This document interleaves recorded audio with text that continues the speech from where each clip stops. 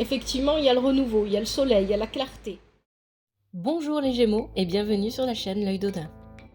Sous le regard lumineux de cette pleine lune, un moment de révélation s'éclaire pour nous. Je vous propose une guidance par les cartes, notamment l'oracle du druide, l'oracle de l'astrologie celtique, l'oracle des déesses africaines et le tarot vice-versa. Pour éclairer votre chemin, enrichi par la sagesse des cieux. Pour une lecture plus profonde, n'hésitez pas à explorer les messages qui résonnent avec votre signe lunaire, votre signe en Vénus et votre ascendant. D'ailleurs, si les énergies de cette pleine lune vous passionnent, je vous invite à découvrir ma vidéo pleine lune du 11 juin 2025, Écho du Bifrost. Vous pouvez la trouver sur TikTok sur mon profil et sur YouTube dans la description de la vidéo. Nous y explorons ensemble l'impact astrologique de la pleine lune. Souvenez-vous, vous êtes maître de votre destinée. Ces éclairages sont là pour vous inspirer, à vous de saisir ce qui éveille votre propre vérité et vous guide vers l'épanouissement. Laissez votre intuition vous mener. Les Gémeaux, bienvenue à vous pour le tirage de la pleine lune du 11 juin 2025. Alors, c'est le tirage de Merlin. Je vais l'expliquer au fur et à mesure que je vais vous le montrer. Je vous remercie infiniment pour le soutien que vous apportez à la chaîne grâce à vos likes, à vos commentaires, toujours avec respect et douceur, au fait que vous vous abonniez si vous aimez le contenu, que vous soyez sur TikTok ou YouTube. Un grand merci à vous. Vous avez la possibilité de soutenir la chaîne de plusieurs façons. Vous devez toujours choisir celle qui vous correspond le mieux et celle avec laquelle vous êtes la plus à l'aise, bien évidemment. Et si vous souhaitez soutenir la chaîne différemment, vous avez aussi la possibilité de rejoindre Patreon. Vous pouvez retrouver l'Œil d'Odin sur Patreon maintenant avec des contenus exclusifs, tout comme c'est le cas déjà sur YouTube en devenant membre. Voilà, merci à vous. Alors, on y va pour ce tirage. On va commencer avec votre état d'esprit. Ici, on a la druidesse inversée avec le 8 de coupe.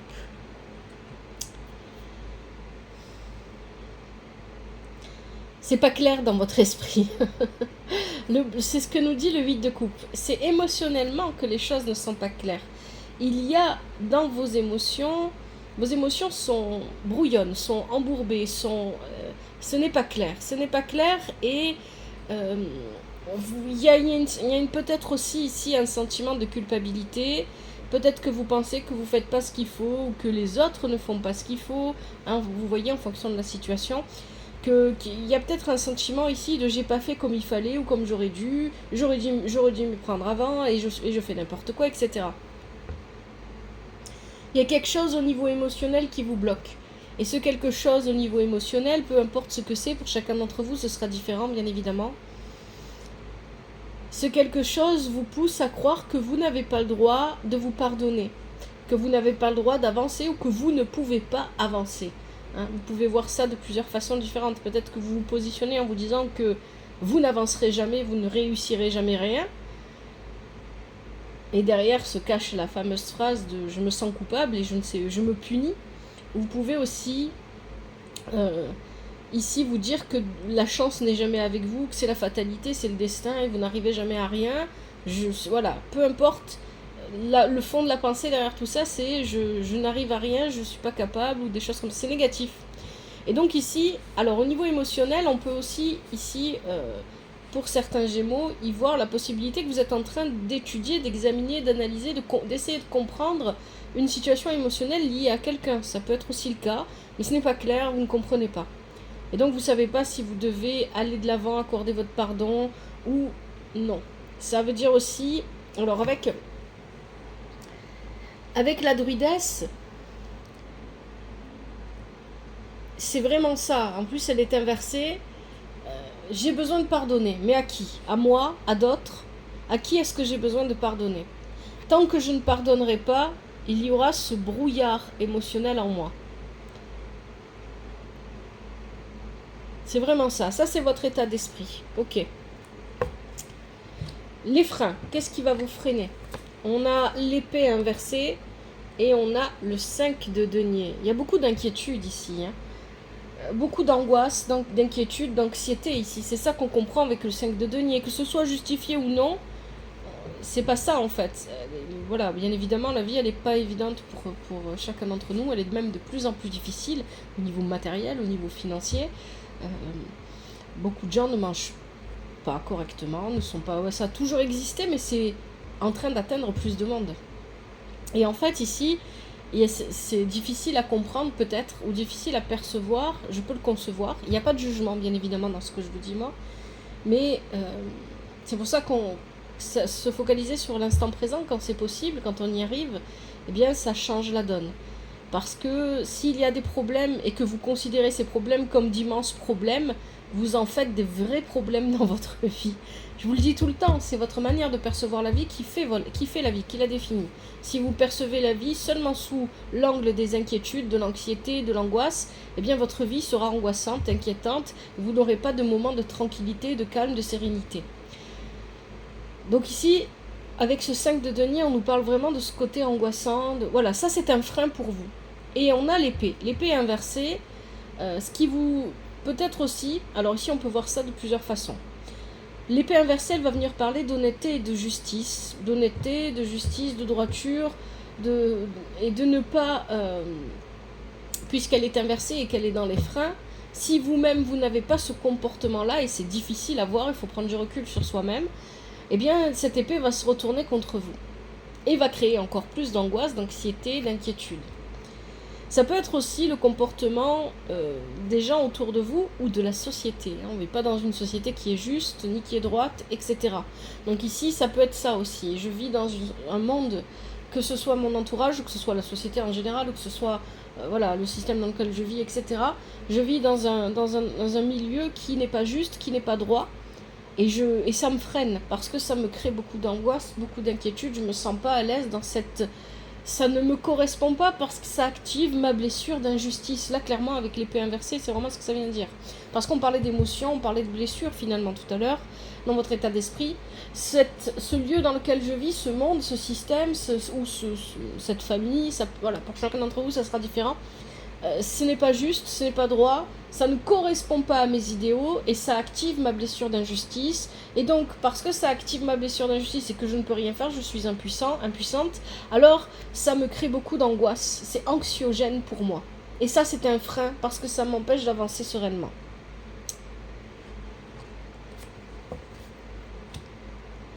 Ce qui vous aide. Norinbolk et le roi de bâton. Ouais, de la sagesse. Alors déjà... Ici, on parle de la saison de l'hiver avec Norinbolk, et on va en reparler tout à l'heure. Bon. Norinbolk, c'est vraiment les premières lueurs de la vie qui arrive à nous. Donc il y a un renouveau ici. Ce qui est positif pour vous, c'est que peu importe réellement quelle est votre situation, il y a de la nouveauté qui est en train de se mettre en place, vous êtes en train de changer votre manière de vivre, etc.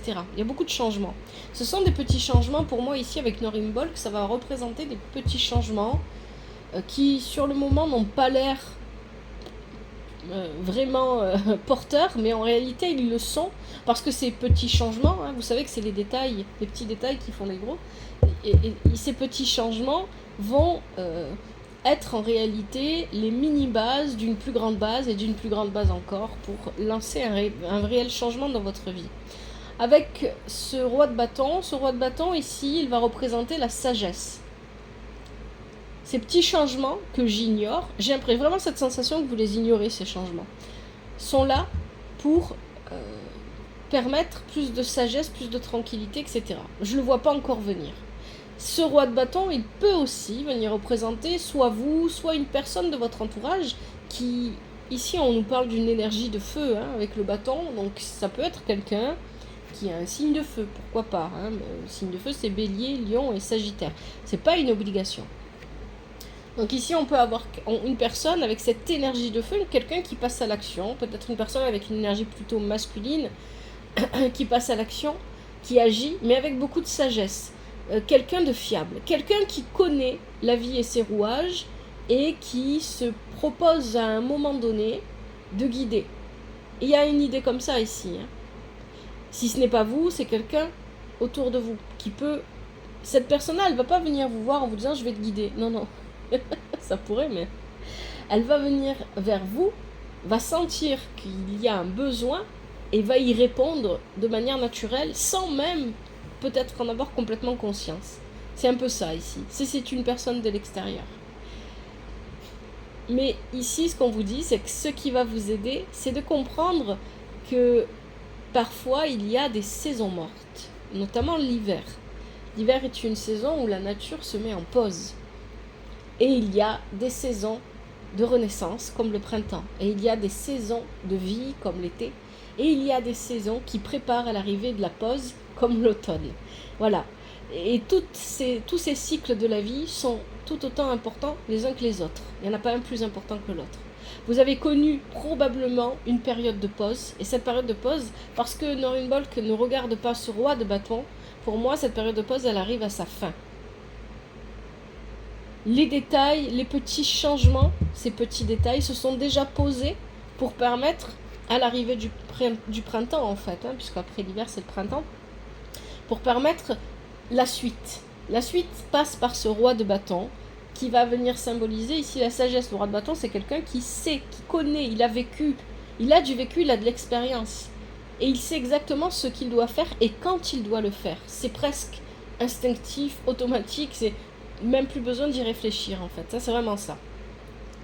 Et ça, c'est très très bon pour vous. Première prédiction de Merlin. On a l'eau saumon avec le 9 de bâton et le loup. Bon. Ici, il y a un travail qui s'est fait au niveau de vos émotions, qui se fait toujours. Avec au saumon, il y a vraiment cette idée d'aller au fond des choses.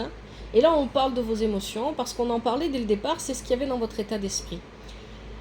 Ici, il y a un travail en profondeur qui se fait au niveau des émotions pour essayer de se comprendre, de se connaître. Mais on vous dit avec au saumon, attention, gardez une attache à la rive.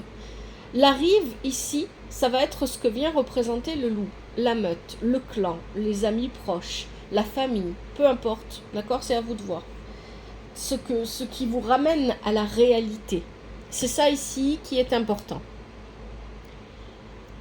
Vous devez comprendre que peu importe les efforts, et c'est ça en fait, le 9 de bâton nous explique ce que ce travail en profondeur que vous êtes en train de faire, que vous vivez ou que vous avez déjà expérimenté qui arrive à sa fin, enfin si on peut parler vraiment de fin, mais en tout cas vous avez fait le plus gros, va vous permettre de comprendre que vous avez acquis énormément de forces. C'est vrai que vous ne les avez pas acquis, ces forces-là n'ont pas été acquises en douceur, elles ont été acquises dans les difficultés. C'est ce que nous dit le 9 de bâton ici. Mais ça y est, vous les avez acquises. Et pour ne pas vous perdre dans les profondeurs, comme c'est le cas dans votre état d'esprit au départ, dans les profondeurs de vos émotions, de vos blessures, vous devez garder une attache à la rive. Et cette attache, ici, c'est le clan, c'est la meute, c'est la tribu, c'est la famille, c'est les amis, ce sont les personnes qui constituent votre noyau. Première prédiction, ok. Deuxième prédiction de Merlin. Est, bel temps. Vous voyez qu'est-ce que je vous disais? Le printemps arrive.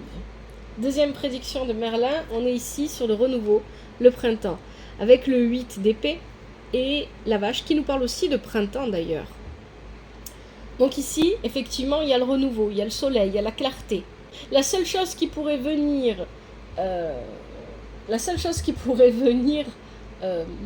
jeter une ombre à tout ça, c'est en réalité vous-même, votre auto-sabotage.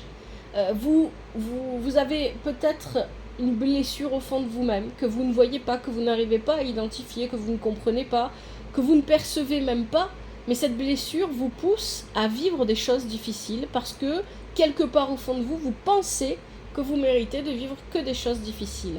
Et donc, vous n'arrivez pas à profiter pleinement des bonnes choses qui vous arrivent parce qu'il y a toujours cette idée de se dire « il faut que je sois en difficulté ». Et c'est parfaitement inconscient, c'est quelque chose que même pas vous ne pouvez percevoir dans votre comportement. Et c'est ce que vient nous dire ce 8 d'épée. Ici, avec le 8 d'épée, on est sur le mental. Il y a des peurs, il y a des anxiétés qui, à force de tourner, finissent par creuser un sillon. Ce sillon me ramène à cette blessure qui me dit que je ne mérite pas d'être bien, que je dois vivre dans les difficultés parce que j'ai acquis toute ma force dans les difficultés. Et bien évidemment, avec la vache ici, on nous parle de sautes d'humeur aussi. Ça crée des sautes d'humeur. Je vais être bien, et puis d'un coup, je sais pas pourquoi, je vais me sentir triste, ou je vais me sentir mal, ou je vais me sentir en colère. Et puis après ça passe, mais ça met plus de temps à passer quand c'est négatif que quand c'est positif. Quand c'est positif, ça peut partir en un instant, et quand c'est négatif, ça reste un peu plus longtemps. Je sais pas à qui s'adresse ce tirage. Donc il y a de bonnes choses qui arrivent, mais vous allez vous auto-saboter dans la vision, la perception de ces bonnes choses. Enfin, dernière prédiction de Merlin, vous avez Bellissama qui est inversé avec le 3 d'épée et avec Holn le pionnier. Bon, ben écoutez, Bellissama, c'est une stratège.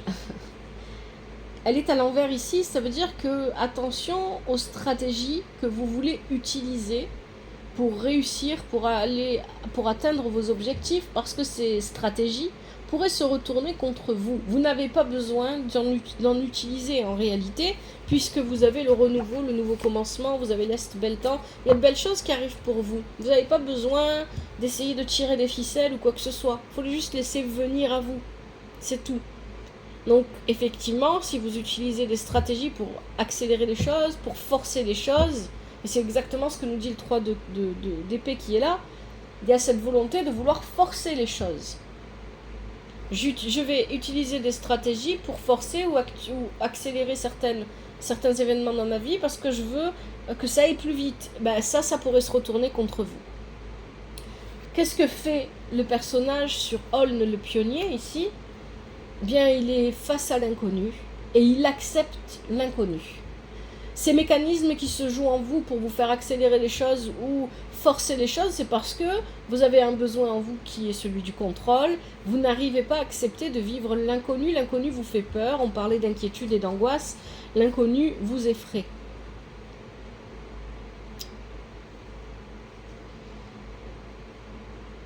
La vie, c'est une question de... Votre perception de la vie la définit. N'oubliez pas ça. Allez, je vous propose les conseils avec l'oracle des déesses africaines. Je ne sais pas si je vous l'ai dit au début, ouais, c'est vrai qu'il y a le bruit de fond derrière moi, c'est le ventilateur. Je fais en sorte que vous entendiez plus ma voix que ce bruit-là. Et je suis désolée pour la gêne, mais il fait vraiment chaud. Allez, pour les Gémeaux, pleine lune du 11 juin 2025, quels sont les conseils ?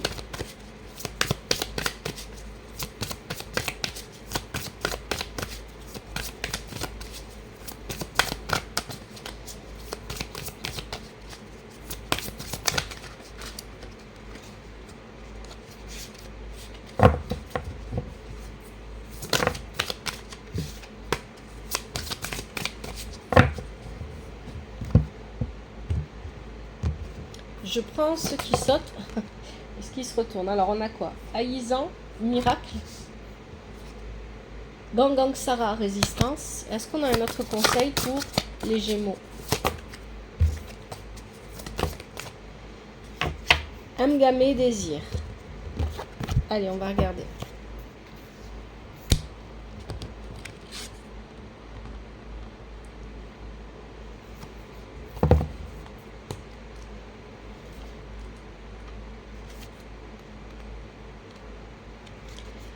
Alors, Haïzan, miracle.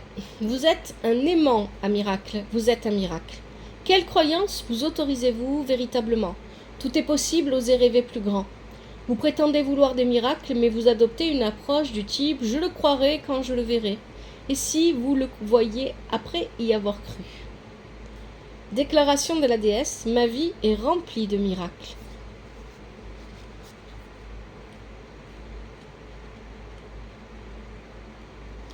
Gangang Sara, résistance. Vous avez peur de tout gâcher. Vous avez peut-être trébuché dans le passé, mais aujourd'hui est un nouveau jour. Apprenez à vous assumer. Vous ghostez vos propres rêves et résistez à votre propre magie. Arrêtez de vous retenir, de vous inquiéter et de prétendre rechercher une perfection qui n'arrivera jamais. C'est ce qu'on vous dit dans le tirage aussi, hein, notamment avec le 5 de denier et puis ce que je disais avec ce 8 d'épée qu'on avait tout à l'heure dans la prédiction de Merlin, la deuxième prédiction de Merlin. Je vais saboter ce que je suis en train de faire parce que je laisse parfois mes peurs prendre le dessus ou parce que quelque part au fond de moi, je pense que je ne mérite pas. Déclaration de la déesse. Me voilà, je prends ma place.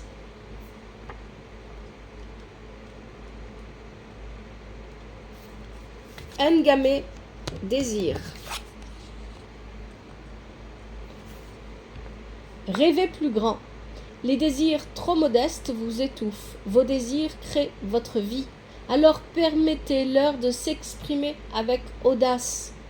Que désirez-vous vraiment? Soyez précis, soyez précise. Visualisez votre souhait.